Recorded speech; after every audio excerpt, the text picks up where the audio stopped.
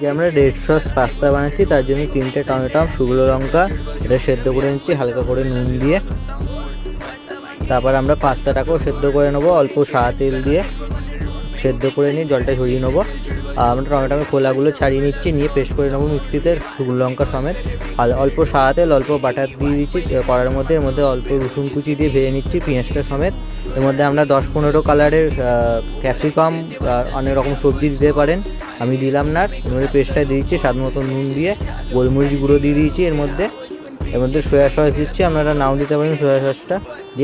দিয়ে পাস্তাটা দিয়ে ভালো করে নাড়বো, ভালো করে নাড়তে হবে কিছুক্ষণ। নাড়ার পর আমাদের রেডি হয়ে যাবে রেড সস পাস্তা। আপনারা চাইলে অনেক রকম সবজি দিতে পারেন, আমি আর দিলাম না। ভিডিওটা